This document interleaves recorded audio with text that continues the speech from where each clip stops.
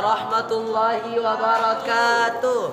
Alhamdulillahilladzi aujaba alaina bi ihsan wa ikrabil alami wa hammuma alaina bil quluwati dinil Islam. Assalatu wassalamu ala sayyidina Muhammadil khairil iman wa ala alihi wa sahbihi sabiqina bil iman. Amma ba'd. Dewan Hakim yang kami muliakan, hadirin sebangsa dan setanah air yang kami banggakan. Identitas agama merupakan fenomena fundamental bagi masyarakat Indonesia. Dibandingkan ras, suku, dan spirit kebangsaan, agama diyakini sangat memenuhi kebutuhan psikologis individu terkait identitas diri, harga diri, maupun aktualisasi diri. Demikian sekelumit kesimpulan pada Association of Asian Social Psychology di New Delhi, India. Konsekuensinya, sebagai penganut suatu agama di Indonesia, dia pasti dihadapkan bukan hanya dengan umat seagama, melainkan juga dengan umat yang berbeda-beda agama. Dari segi keyakinan, apakah semua agama benar atau hanya agama yang dianutnya saja yang benar? Pertanyaan tersebut menjadi penting direnungkan jika seorang individu beragama memiliki keyakinan bahwa semua adalah benar, ia akan dianggap berakidah sama-sama. Akan tetapi, jika seorang individu beragama memiliki kesimpulan hanya agama yang dianutnya saja yang benar, ia akan dianggap berakidah sama. Dengan keyakinan seperti itu, agama yang dianutnya akan dibina ke jalan yang benar. Jika tidak mau, harus dibinasakan. Tetapi andai sikap ini yang dikembangkan, wajah agama yang damai dan bersahabat akan berubah menjadi monster yang paling jahat, teroris yang paling sadis, radikal yang paling brutal, bahkan tidak mustahil jika di negeri ini terjadinya konflik vertikal, diagonal, dan horizontal yang menyebabkan kecemburuan sosial dan eksternal. Betul?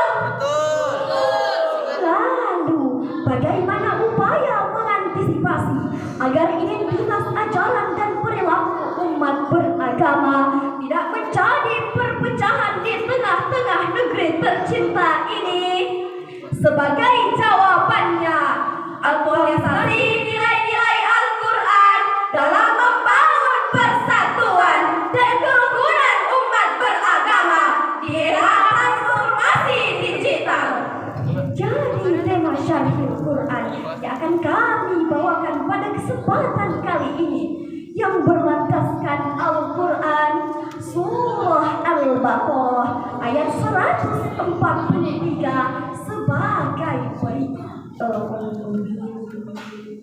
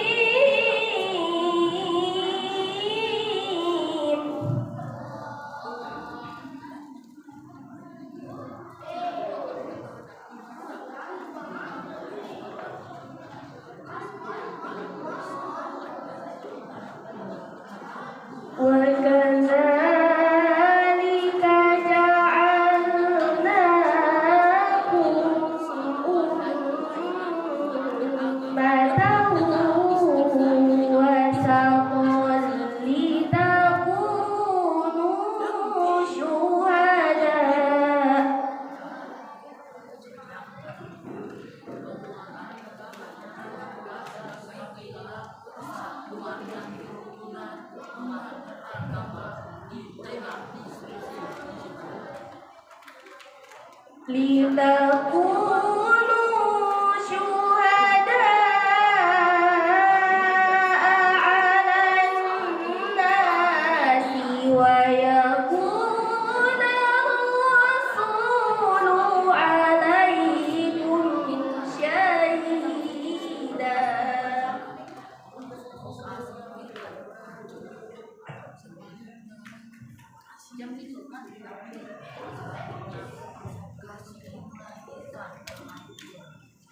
وما جعلنا القبلة التي كنت عليها إلا لنعلم من يتبع الرسول.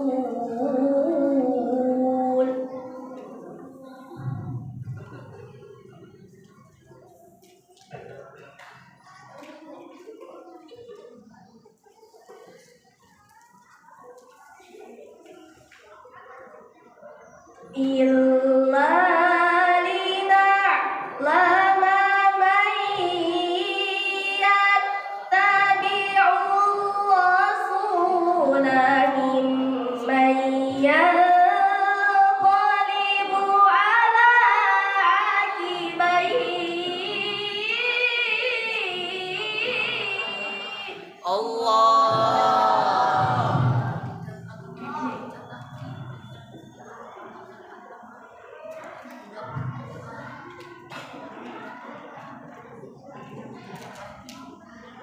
وإن كانت لكبيرة إلا على الذين هدى الله.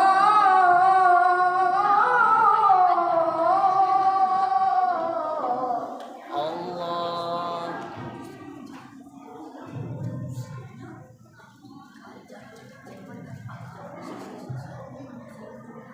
وما كان الله ليضيع إيمانكم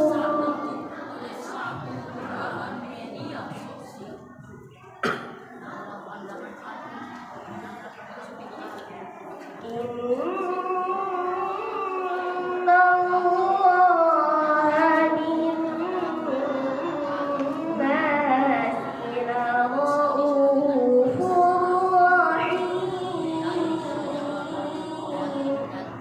Aku berlindung kepada Allah dari godaan setan yang terkutuk dengan nama Allah yang Maha Pengasih, Maha Penyayang. Dan demikian pula kami telah menjadikan kamu umat Islam atau umat pertengahan agar kamu menjadi saksi atas perbuatan manusia dan agar Rasul Muhammad menjadi saksi atas perbuatan kamu. Kami tidak menjadikan kiblat yang dahulu kamu berkiblat kepadanya, melainkan agar kami mengetahui siapa yang mengikuti Rasul dan siapa yang berbalik ke belakang. Sungguh pemindahan kiblat itu sangatlah amat berat, kecuali bagi orang-orang yang telah diberi petunjuk oleh Allah. Dan Allah tidak akan menyia-nyiakan imanmu. Sungguh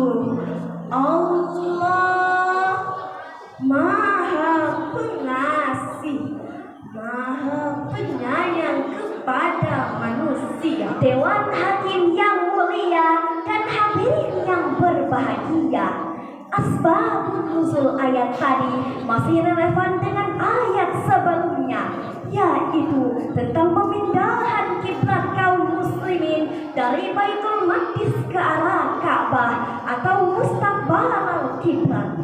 Ayat ini diturunkan Allah untuk mempertegas posisi kaum muslimin sebagai umat yang moderat atau dikenal dengan istilah ummatan wasaton. Menurut Syekh Usamah Al-Rifai dalam tafsirul Wajiz li Kitabihillahil Aziz halaman 23, kata wasaton secara bahasa bermakna pertengahan seimbang dan pilihan. Secara leksikal dalam pemahaman Profesor Dr. Muhammad Quraish Shihab dalam tafsirnya Al-Misbah jilid 1 halaman 278, kata wasaton dalam bahasa Arab berarti segala sesuatu yang baik sesuai objeknya. Dengan konteks beragama berkembanglah istilah ummatan wasaton, sehingga jelaslah bahwa agama kita mengajarkan agar senantiasa kita mencintai tanah air, khususnya di era digital. Tanah air, ratusan nyawa pahlawan telah melayang, tidak lupakan berani berperang dan terkenal menebas ketidakadilan walau penuh rintangan, biar agar tidak ada lagi rakyat yang terkekal.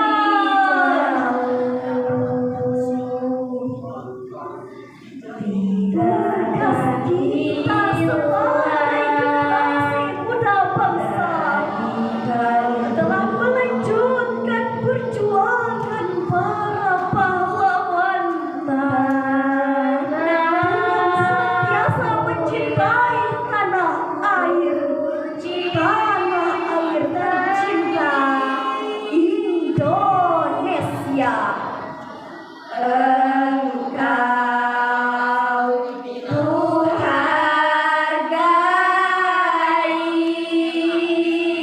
Dewan Hakim yang mulia dan hadirin sebangsa dan setanah air yang kami banggakan, saat ini kita masih diuntungkan dengan maraknya perkembangan teknologi. Mau bicara sambil tatap muka, tinggal video call. Mau tahu berita tentang dunia yang up to date, tinggal browsing di Google.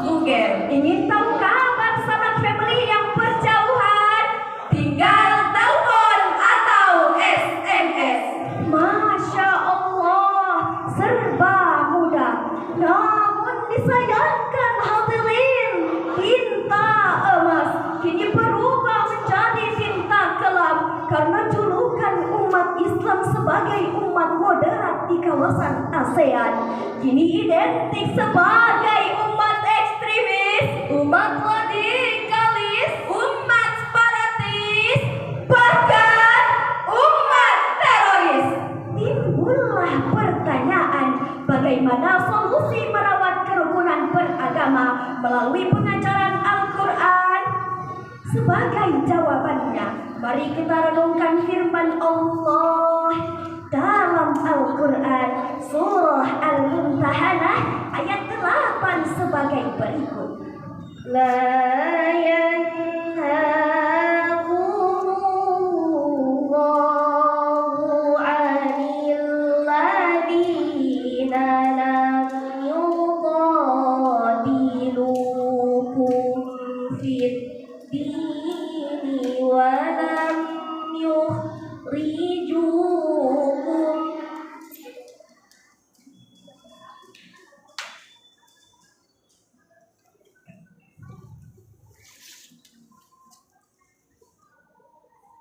ولم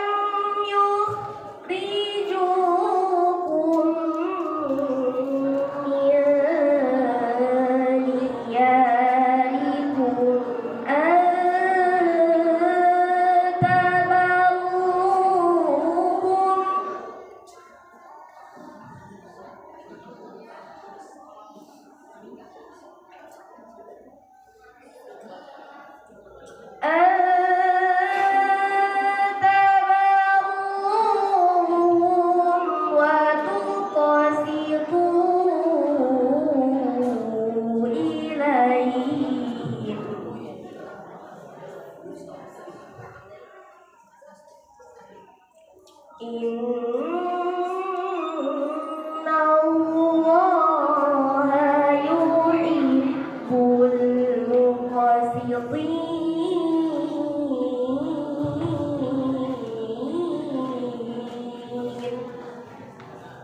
Sadaqallahul azim.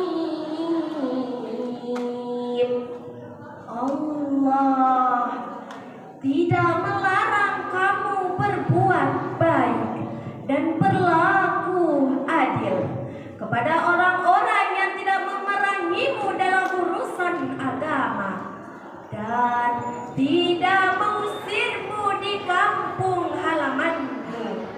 Sungguh Allah mencintai orang-orang yang berlaku adil.